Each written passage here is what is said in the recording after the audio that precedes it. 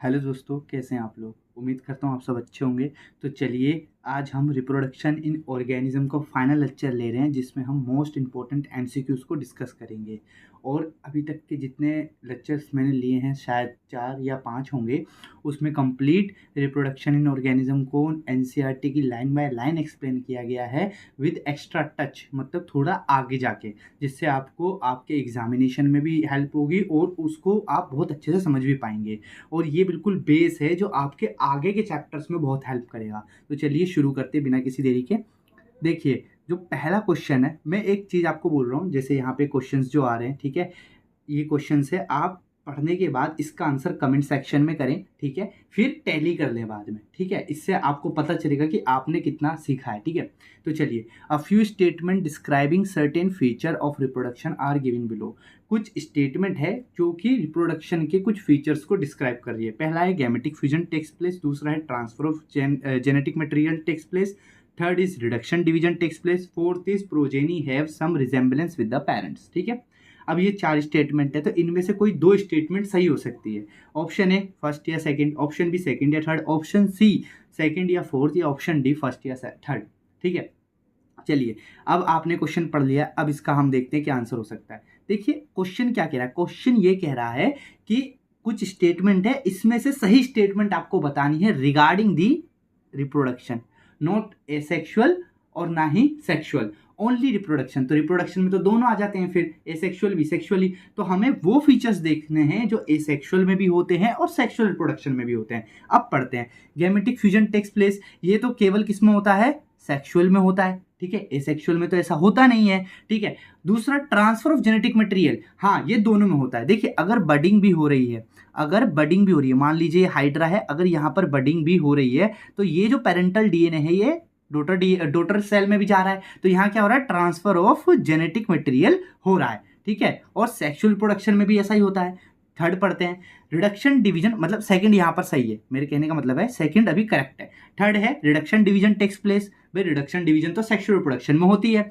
Fourth is progeny have some resemblance with the parent. अब देखिए, ये बिल्कुल करेक्ट है। क्यों? क्योंकि देखिए, अगर एसेक्सुअल रिप्रोडक्शन होता है तो जो आपकी बडिंग या फ्रेगमेंटेशन या फिर रीज क्या बोलते हैं, रीजनरेशन एक होता है, सॉरी फ्रेगमेंटेशन, बडिंग, फ्रेगमेंटेशन, ठीक है, और क्या था, बाइनरी फिशन। इन सब से क्या होता है कि जो भी आपके पास डॉटर सेल आती है उसको हम क्लोन कहते हैं। क्या कहते हैं? क्लोन कहते हैं। अब क्लोन क्या होता है? एग्जैक्ट कॉपी होता है किसकी? अपने पेरेंट की, तो वो तो कंप्लीट रिजेंबल करेगा। लेकिन सेक्सुअल रिप्रोडक्शन में क्या होता है कि जो डॉटर होती है वो अपने पेरेंट से कुछ सिमिलैरिटी शो करती है, कंप्लीट सिमिलैरिटी शो नहीं करती, लेकिन कुछ सिमिलैरिटी शो करती है। तो यहाँ पर भी सिमिलैरिटी शो हो रही है और एसेक्सुअल रिप्रोडक्शन में भी सिमिलैरिटी शो हो रही है। तो ये मतलब फोर्थ भी हमारा करेक्ट है, एक सेकंड करेक्ट है और एक फोर्थ करेक्ट है। अब देख लेते हैं सेकंड एंड फोर्थ किस में है। तो सेकंड एंड फोर्थ हमें मिलता है ऑप्शन नंबर सी में। किस में मिल रहा है? किस में मिल रहा है आपको? ये ऑप्शन नंबर सी में। अब देखिए, रीजन क्या दे रखा होगा, रीजन पढ़ लेते हैं। Gametic fusion and reduction division takes place only in case of sexual reproduction, hence second and fourth are correct and remaining are incorrect, ठीक है। चलिए, सेकंड क्वेश्चन पढ़ते हैं। अब देखिए, सेकंड क्वेश्चन एसेक्सुअल रिप्रोडक्शन से रिलेटेड है। The term clone can not be applied to offspring formed by sexual reproduction because, बताइए, क्लोन टर्म का हम यूज क्यों नहीं करते अगर हम सेक्सुअली रिप्रोड्यूस जो डॉटर सेल या जो हमें ऑफस्प्रिंग मिले हैं वो सेक्सुअल रिप्रोडक्शन के बाद मिले, तो उनके लिए हम क्लोन टर्म का यूज क्यों नहीं करते? ऑप्शन ए है offspring do not possess exact copy of parental DNA, या फिर ऑप्शन बी है DNA of only one parent is copied and passed on to the offspring. Option C, offspring are formed at different times. और option D, DNA of parent and offspring are completely different। बताइए। अब देखिए, आपने शायद answer कर दिया होगा। इसका आंसर क्या है? ऑप्शन नंबर ए। क्या है इसका आंसर? मेरे हिसाब से ऑप्शन नंबर ए। देखिए, ऑप्शन नंबर ए ही आंसर सही है कि offspring do not possess exact copy of parental DNA. Sexual reproduction में यही तो खास बात है कि जो पेरेंटल डीएनए है उसकी एग्जैक्ट कॉपी डॉटर के पास नहीं होती, उसकी एग्जैक्ट कॉपी ऑफस्प्रिंग के पास नहीं होती, जबकि सेक्सुअल रिप्रोडक्शन में एग्जैक्ट कॉपी होती है, इसीलिए उसे क्लोन कहते हैं, ठीक है। समझ गए आप? इसीलिए ऑप्शन ए इज करेक्ट। अब देखिए, अगर हम पढ़ लें, एक्सप्लेनेशन क्या रखी है कि gametogenesis takes place through meiosis and crossing over takes place during meiosis. क्या होता है, गैमेटोजेनेसिस के दौरान मियोसिस होता है, मियोसिस में एक प्रोसेस होती है क्रॉसिंग ओवर, और उसी क्रॉसिंग ओवर के दौरान ही ये जो डिफरेंस है ये जनरेट हो जाता है पेरेंट में और आपके ऑफस्प्रिंग में डीएनए के लेवल पे। Crossing over is responsible for some alteration in genotype. Moreover, fertilization result in the gene pool from two different individual and the zygote has somewhat different genotype than both the parents. Hence, term clone cannot be applied to offspring formed by sexual reproduction. Clear है? चलिए third पढ़ते हैं। Third क्या है, a sexual method of reproduction by binary fission is common to which of the following. इसमें बताइए कि sexual method of reproduction में आप सेक्सुअल मैथड ऑफ रिप्रोडक्शन का यूज कर रहे हैं, binary fission is most common which of the following. Sexual, sorry ये एसेक्सुअल है, अलग हो गया वैसे, एसेक्सुअल है पूरा complete. Asexual method of reproduction क्या है, बाइनरी फ्यूजन है, is common which of the following. इनमें से किसमें हमें एसेक्सुअल मैथड बाइनरी फिशन सबसे कॉमनली देखने को मिलेगा? सम यूकैरियोट्स में, या सारे यूकैरियोट्स में, या कुछ प्रोकैरियोट्स में, सभी प्रोकैरियोट्स में। देखिए अब यहां पर ना आप ये नहीं कह सकते कि सभी यूकैरियोट्स बाइनरी फिशन शो करते हैं या सभी प्रोकैरियोट्स बाइनरी फिशन शो करते हैं, लेकिन हम ये कह सकते हैं कि कुछ यूकैरियोट्स बाइनरी फिशन शो कर सकते हैं और कुछ प्रोकैरियोट्स बाइनरी फिशन शो कर सकते हैं। ठीक है, तो यहां पर option number first and third जिसमें हमें मिलेगा वो करेक्ट होगा, और यहां पर ऑप्शन नंबर सी करेक्ट है बिकॉज फर्स्ट एंड थर्ड उसी में है। अब पढ़ लेते हैं इसका एक्सप्लेनेशन क्या है। Various method of sexual reproduction are seen in prokaryotes like binary fission, multiple fission, spore formation etcetera. In eukaryotes many method of asexual reproduction as well as sexual reproduction are seen. That's why कुछ ही eukaryotes और कुछ ही prokaryotes binary fission show करेंगे, remaining जो है वो कोई दूसरा मेथड शो कर सकते हैं या सेक्सुअल रिप्रोडक्शन भी शो कर सकते हैं। ठीक है, चलिए फोर्थ क्वेश्चन पढ़ते हैं। A few statement with regard to sexual reproduction are given below. अब यहां पर सेक्सुअल रिप्रोडक्शन के रिगार्डिंग कुछ स्टेटमेंट दे रखिए, पढ़ते हैं। Sexual reproduction does not always require two individual. Second, sexual reproduction generally involves gametic fusion. Third, meiosis never occurs during sexual reproduction. क्या है third? meiosis never occur during sexual reproduction. Fourth, external fertilization is a rule during sexual reproduction. अब मुझे बताइए कौन सा statement यहाँ पर सही है? फर्स्ट, एक मिनट, फर्स्ट या फोर्थ, या फर्स्ट या सेकंड, या सेकंड या थर्ड, या फर्स्ट या fourth. Option A B C D में आप देख लीजिए कौन सा करेक्ट है। अब देखिए ऑप्शन नंबर अगर एक की तरफ हम जाए जिसमें फर्स्ट और फोर्थ बोल रहा है, तो देखिए फर्स्ट क्या, sexual reproduction does not always require two individual. सही बात है। अब आप बताइए कि क्या हमेशा दो इंडिविजुअल की जरूरत पड़ेगी सेक्सुअल रिप्रोडक्शन में? मैं कहता हूं ऐसा नहीं हो। अगर एक इंडिविजुअल है और वो बाइसेक्सुअल है तो वो सेक्सुअल रिप्रोडक्शन शो कर सकता है। अब आप बोलेंगे सर ये तो हमें नहीं देखने को मिलता। मैं बताता हूं आपको कहां है। अब आप एक कोई ऐसा प्लांट लीजिए जो बाइसेक्सुअल हो। अब उसके पास क्या है, एक ऐसा फ्लावर है जिसमें फीमेल पार्ट भी है और मेल पार्ट भी है। अब आप बताइए अगर उस फ्लावर में फीमेल और मेल पार्ट है तो क्या आप पोलिनेशन को रोक लेंगे? नहीं रोक सकते। वहां पर क्या हो सकता है, क्रॉस पोलिनेशन भी हो सकता है, ठीक है ना, और सेल्फ पोलिनेशन भी हो सकता है। आप कैसे रोक लेंगे? तो वहां तो एक सिंगल इंडिविजुअल है, एक सिंगल प्लांट है, सिंगल फ्लावर, जिसके अंदर हमें सेक्सुअल रिप्रोडक्शन देखने को मिल रहा है। क्या यहाँ पे दो इंडिविजुअल की जरूरत है? नहीं। तो मतलब पहली स्टेटमेंट तो करेक्ट हो गई। फोर्थ क्या है, external fertilization is rule during sexual reproduction. क्या कोई रूल है कि सेक्सुअल रिप्रोडक्शन में एक्सटर्नल फर्टिलाइजेशन ही कंपलसरी है? ऐसा तो नहीं है, इंटरनल फर्टिलाइजेशन भी होता है। तो मतलब फोर्थ गलत है। बी पढ़ लेते हैं। फर्स्ट क्या है जो हम पढ़ चुके, सेकंड है sexual reproduction generally involve gametic fusion. हाँ ये करेक्ट है। क्यों? क्योंकि देखो गैमेट क्या होते हैं, हैप्लॉइड।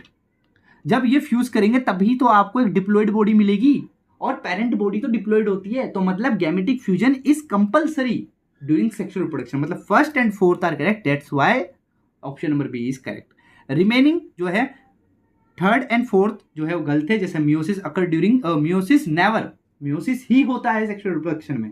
किसने बोला कि मियोसिस नहीं होता? मियोसिस ही होता है, ठीक है, जब गैमेट फॉर्म होने होते हैं। और जब जाइगोट बन जाता है तो उसके आगे ब्लास्टोमियर, उसके आगे जो फीटस है, सब कुछ बनने तक माइटोसिस होता है।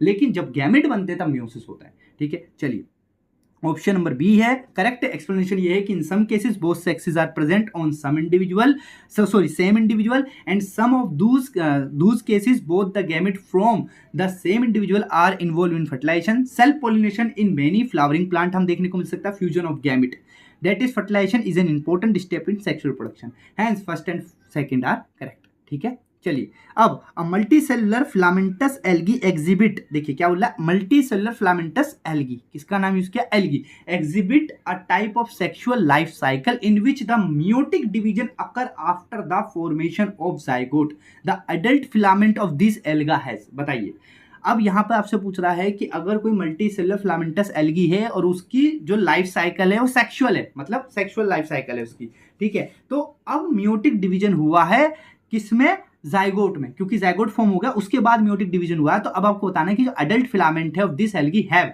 Haploid vegetative cell and diploid gametangia, diploid vegetative cell या diploid gametangia, diploid vegetative cell या हैप्लॉइड गैमेटेंजिया या फिर हैप्लॉइड गैमेटेंजिया और हैप्लॉइड वेजिटेटिव सेल। अब आप बोलेंगे सर ये तो आपने पढ़ाया ही नहीं। देखिए ये जो क्वेश्चन है ये इसी चैप्टर से रिलेटेड है, बस जो इसका जो कॉन्सेप्ट है वो आपको दे रखा है मतलब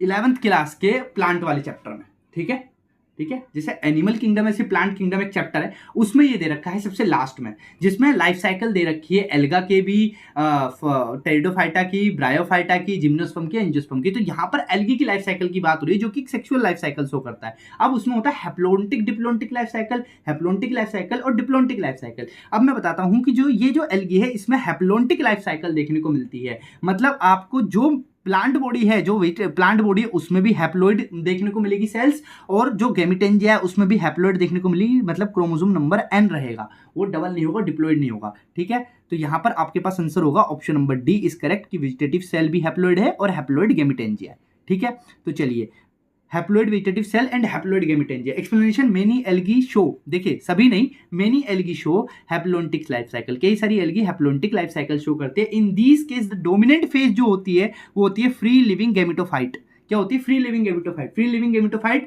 का मतलब होता है उसे किसी की भी जरूरत नहीं है, वो किसी पर डिपेंड नहीं है अपने नरिशमेंट के लिए, वो अपना नरिशमेंट खुद कर सकती है, ठीक है। तो फ्री लिविंग गैमेटोफाइट है। अब स्पोरोफिटिक जनरेशन जो होती है represented by single celled zygote, जो स्पोरोफिटिक जनरेशन होती है वो सिंगल सेल्ड जाइगोट से रिप्रेजेंट की जाती है, और जाइगोट में चूंकि म्यूसिस होता है तो उससे हैप्लॉइड स्पोर बनते हैं, और इसी वजह से हैप्लॉइड वेजिटेटिव सेल होती है और हैप्लॉइड गैमेटेंजिया बनता है, ठीक है। और इसकी एग्जांपल है स्पाइरोगायरा और क्लेमाइडोमोनास, ठीक है।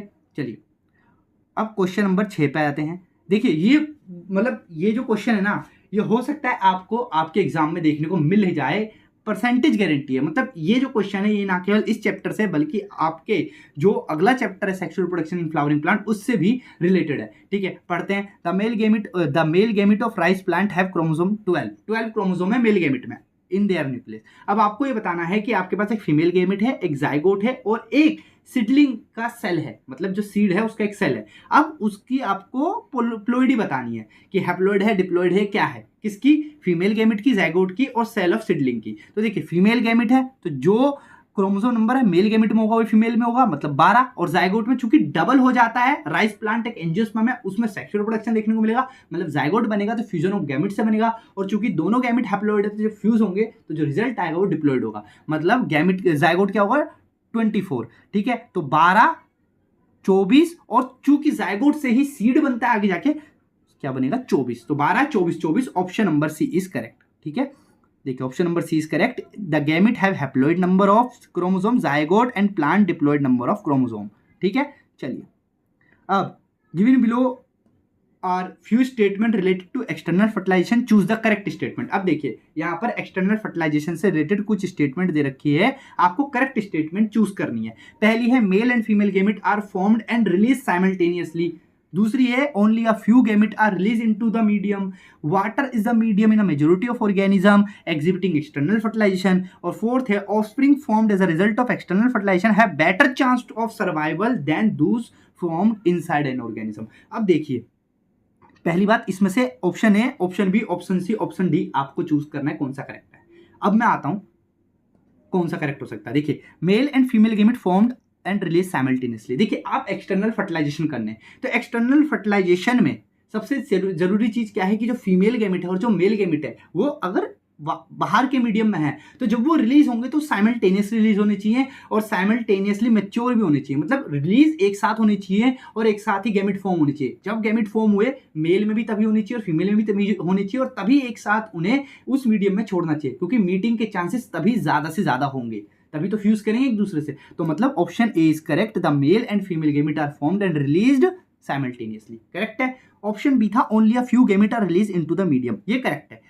सॉरी ये इनकरेक्ट है, ये जो है ये इनकरेक्ट है। क्यों इनकरेक्ट है? देखिए अगर एक्सटर्नल मीडियम में कम से कम गैमेट आप छोड़ोगे तो क्या चांसेस है कि वो जो दूसरा गैमेट है उससे उतने ही गैमेट मिल लेंगे? कोई चांसेस है नहीं, खतरा बहुत ज्यादा है बाहर, ठीक है, और गैमेट अपनी रक्षा कर नहीं सकते। तो उसको कंपनसेट करने के लिए, उस चांस को कंपनसेट करने के लिए कि कोई एक गैमेट तो फीमेल गैमेट से मेल गैमेट से मिल जाए, हमें large amount of gamete release करवाने पड़ेंगे। कहाँ? एक्सटर्नल मीडियम में। तो ऑप्शन नंबर सेकंड तो गलत हो गया। Water is the medium in a majority of organism exhibiting external fertilization, ये करेक्ट है। क्यों करेक्ट है? क्योंकि देखिए ज्यादातर ऑर्गेनिज्म में क्या होता है, वाटर ही सबसे अच्छा मीडियम होता है एक्सटर्नल फर्टिलाइजेशन का, ज्यादातर में, सब में नहीं बोला है, मोस्ट ऑफ और मेजॉरिटी ऑफ में बोला है, ठीक है, तो करेक्ट है। फोर्थ है offspring formed as a result of external fertilization have better chance, देखिए क्या लिखा है, better chance of survival than those of inside an organism. मतलब जो इंटरनल फर्टिलाइजेशन में जो एक मदर की बॉडी के अंदर जो बेबी फॉर्म होता है और जो एक्सटर्नल फर्टिलाइजेशन में जो ऑर्गेनिज्म बन रहा है, जो ऑफस्प्रिंग बन रहा है, वो ज्यादा सिक्योर है। मतलब जो एक्सटर्नल फर्टिलाइजेशन में ऑफस्प्रिंग बन रहा है वो इंटरनल फर्टिलाइजेशन से ज्यादा सिक्योर है। क्या सही है? गलत है ना। क्यों? क्योंकि देखिए इंटरनल वाले को तो पूरा मदर ही प्रोटेक्शन प्रोवाइड करा रही है अपने पेट में रख के, लेकिन एक्सटर्नल वाले को कौन प्रोटेक्शन प्रोवाइड करा रहा है? तो उसके chances of survival external fertilization के बाद जो ऑफस्प्रिंग बनेगा उसके चांसेस ऑफ सर्वाइवल बहुत ज्यादा कम होते हैं as comparison to internal fertilization के। तो ऑप्शन फोर्थ भी इनकरेक्ट हो गया। तो करेक्ट कौन है? Option first and option third. देख लीजिए option first and option third है ऑप्शन नंबर बी में, ठीक है। चलिए देखते हैं आंसर क्या है, बी ही है। Explanation, release of both gamete simultaneously is necessary to ensure fertilization. The male gamete needs some medium through which they can travel up to the female gamete, and water is the medium of most of the cases while air is also a medium for some cases, ठीक है।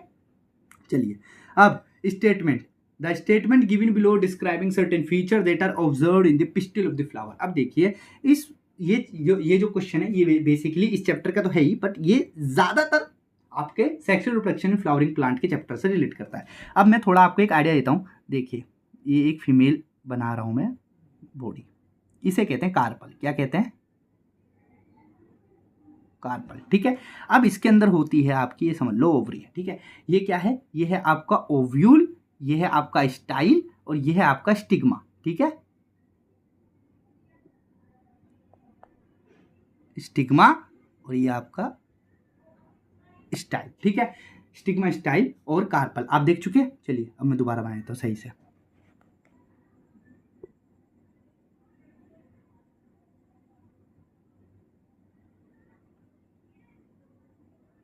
ठीक है, अब देखिए stigma, style और ये क्या है? ओवरी है, और सॉरी ओव्यूल है। ये वाला ओव्यूल है, ये स्टाइल है और ये स्टिग्मा है, और इस ओव्यूल के अंदर जो है वो है ओवरी, ठीक है। चलिए अब ये पूरा एक कार्पल है। तो एक पिस्टिल के अंदर क्या होता है? एक से ज्यादा कार्पल हो सकते हैं। क्या बोल रहा हूं मैं? एक पिस्टिल के अंदर एक से ज्यादा कार्पल हो सकते हैं। अब वो कार्पल फ्री भी हो सकते हैं और वो कार्पल एक दूसरे में फ्यूज होकर एक सिंगल यूनिट भी बना सकते हैं, ठीक है।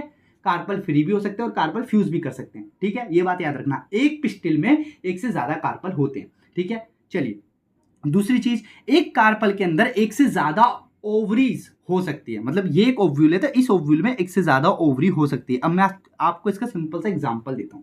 देखिए, सॉरी मैं उल्टा बोल गया, ये जो है ये ओवरी है, ये ओवरी है, ये ओवरी है, और ये जो है ये ओव्यूल है, ठीक है। अभी मैं बताता हूं मैं ऐसा क्यों बोला, अभी एग्जांपल याद किया तो याद आया। देखिए ये जो मैंने बोला है ये ओवरी है और ये जो मैं बता रहा हूं ये ओव्यूल है, ठीक है। देखिए आपने कोई क्या बोलते हैं, कोई संतरा है, कोई नींबू खाया कभी, ठीक है। देखिए मान लीजिए मैं एक संतरे का छोटा सा एक स्ट्रक्चर बनाता हूं। आपने देखा होगा एक नींबू में, चलिए नींबू में क्या होता है, ऐसे होते हैं, ठीक है।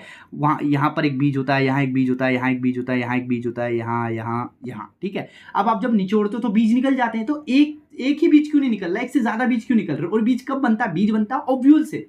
सीड किससे बनता है? ओव्यूल से। और ओवरी से बनता है फ्रूट। तो ये जो है ये पूरा ये तो फ्रूट है। अब इसके अंदर जो ये थे ये क्या थे? ओव्यूल थे। तो देखिए एक ही फ्रूट के अंदर, एक ही ओवरी के अंदर एक से ज्यादा ओव्यूल है कि नहीं है? कैसे मिला प्रमाण? प्रमाण मिला हमें एक ही फ्रूट के अंदर एक से ज्यादा सीड से।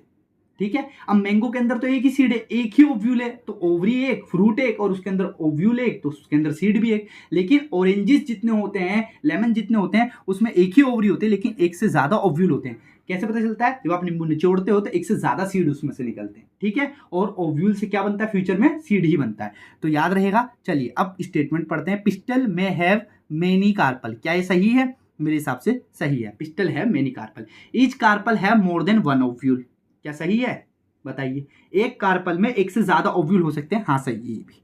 अब each carpel has only one ovule, गलत। ईच कार्पल, अगर ये बोलता कुछ सम कार्पल तो सही हो जाता, लेकिन ये बोला ईच कार्पल, मतलब सभी में, हर एक कार्पल में एक ही ओव्यूल होता है, ये गलत है। Pistil have only one carpel, मैंने बताया एक पिस्टल में एक से ज्यादा कार्पल हो सकते हैं, तो option first and option second is correct. देख लेते हैं किसमें है, ए में, option first and option second is correct, ठीक है। चलिए 9th question, which of the following situation correctly describe the similarity between an angiosperm egg and a human egg. देखिए अब ये यहाँ पर क्या किया है, एक sexual reproduction in flowering plant और ह्यूमन रिप्रोडक्शन को मर्ज करके एक सिंगल क्वेश्चन बना दिया। अब बताइए कौन सा सही है? एंजियोस्पर्मिक एग और ह्यूमन एग में क्या सिमिलरिटी है? Egg of both are formed only once in a life time, गलत। देखिए एंजियोस्पर्म में कई बार एग बनता है, ठीक है। तो और ह्यूमंस में या किसी भी एनिमल में भी एक से एग कहां बनेगा? ओवरी के अंदर, वो तो एक से ज्यादा बार बनता है, ठीक है। तो ये तो गलत हो गया। चलिए अब both angiosperm egg and human egg are stationary, गलत। देखिए एंजियोस्पर्मिक एग जो है वो स्टेशनरी हो सकता है, क्योंकि वो कहां होता है? वो ओवरी के अंदर होता है, फिक्स्ड होता है, ओव्यूल, ठीक है। जो एग हाँ, जो एग होता है वो क्या होता है? ओवरी के अंदर होता है, ओव्यूल के अंदर होता है। मैं अब सेक्सुअल रिप्रोडक्शन फ्लावरिंग प्लांट वाले चैप्टर में क्लियर करूंगा। अभी के लिए आप समझ लीजिए कि एग कहां होता है? ओवरी के अंदर मौजूद ओव्यूल में, तो वो तो फिक्स्ड होता है, वो स्टेशनरी, कहीं मूव नहीं करता। लेकिन अगर मैं आपको एनिमल्स का एग्जांपल दूं, तो एनिमल्स में क्या होता है? फीमेल्स के पास ओवरी होती है, ह्यूमन बीइंग का बोल रहा हूं, फीमेल के पास ओवरी होती है, फेलोपियन ट्यूब होती है, तो ओवरी से एग निकलता है, वो फेलोपियन ट्यूब से मूव करता हुआ कहाँ जाता है? एम्पुलरी रीजन में जाता है, वहां पर फर्टिलाइजेशन होता है स्पर्म के साथ। तो मूव हो रहा है ना, एग नहीं कर रहा, लेकिन वो स्टेशनरी तो नहीं है ना, उसको मूव किया जा रहा है ना, तो इसीलिए ये स्टेटमेंट भी गलत हो गया। Both angiospermic egg and human egg are stationary, इसमें सिर्फ angiospermic egg stationary, human egg नहीं, ठीक है। अब both the angiosperm egg and human egg are motile transported, मतलब both angiosperm egg and human egg are motile transported. देखिए human egg के लिए ये करेक्ट है, लेकिन एंजियोस्पर्मिक एग के लिए नहीं, क्योंकि एंजियोस्पर्मिक एग को कहीं पर ट्रांसफर नहीं किया जाता मोटा मूव करके, ठीक है। चलिए अब बचा एक ही ऑप्शन की syngamy of both the result in formation of zygote, ये करेक्ट है, क्योंकि दोनों में ही फर्टिलाइजेशन होता है, एंजियोस्पर्म में भी और ह्यूमन में भी फर्टिलाइजेशन के बाद ही क्या होता है? जाइगोट बनता है। तो अगर यहाँ पर केवल ऑप्शन नंबर 4 मिलता है तो वो करेक्ट, और हमें मिल रहा है ऑप्शन नंबर बी में, ओनली 4th इज करेक्ट। क्या है? देखिए in angiosperm egg are formed several times in life time, hence option first is incorrect. Human में भी ऐसा होता है। In human eggs travel from ovary to fallopian tube, इसलिए ऑप्शन नंबर सेकंड भी इनकरेक्ट हो गया। In angiosperm egg are stationary, लेकिन ह्यूमन में तो मूव करता है, तो इनकरेक्ट हो गया। बचा क्या? 4th ही बचा, मैं बता चुका। चलिए अब ये हमारा लास्ट क्वेश्चन है। appearance of vegetative propagules from the nodes of plants such as sugarcane and ginger is mainly because, देखिए ये क्या बोलते हैं, मॉर्फोलॉजी ऑफ फ्लावरिंग प्लांट, ये भी आपका 11th क्लास के मॉर्फोलॉजी ऑफ फ्लावरिंग प्लांट वाले चैप्टर में से क्वेश्चन है कि appearance of vegetative propagules from the nodes of plant such as sugar cane and ginger is mainly because, क्यों होता है? शुगर केन और जिंजर में से जो आपके जो नोड्स वाले प्लांट होते हैं उसमें से वेजिटेटिव प्रोपेग्यूल्स निकलते हैं, वो क्यों निकलते हैं? Nodes are shorter than internodes, इसीलिए। नोड्स हैव मेरिस्टेमेटिक सेल्स, इसीलिए। या फिर nodes are located near the soil, इसीलिए। या nodes have non photosynthetic cell, इसीलिए। देखिए अब आप बताइए कि अगर कहीं से प्रोपेग्यूल कोई स्ट्रक्चर निकल रही है तो उस स्ट्रक्चर को बनाने के लिए सेल भी तो चाहिए, और सेल कब बनेगी? जब कोई सेल डिवीजन हो रहा हो वहां तब।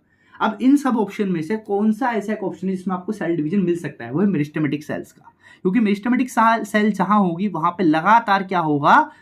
डिवीजन होता जाएगा और एक से ज्यादा सेल बनती जाएगी। इसीलिए जो वेजिटेटिव प्रोपेग्यूल्स है वो नोड से बनते हैं, क्यों? क्योंकि उनके पास मेरिस्टेमेटिक सेल्स होती हैं। तो option number B is correct. देख लेते हैं, option number B is correct. Nodes have meristematic cells. Explanation, presence of meristematic cells give the ability of vegetative propagation, ठीक है। तो presence of meristematic cells gives the ability of vegetative propagation. ये हो गया आपका क्वेश्चन नंबर 10 खत्म। I hope आपको अच्छे समझ में आया होगा। ये बहुत इंपॉर्टेंट क्वेश्चन है, मैं आपको बोल रहा हूँ, ये आपको एग्जाम में मिल सकते हैं, गारंटेड मिल सकते हैं। तो प्लीज़ आप इसको अच्छे से रिवाइज कर लेना, ठीक है। तो चलिए मिलते हैं आपसे नेक्स्ट लेक्चर में, तब तक के लिए जय हिंद जय भारत।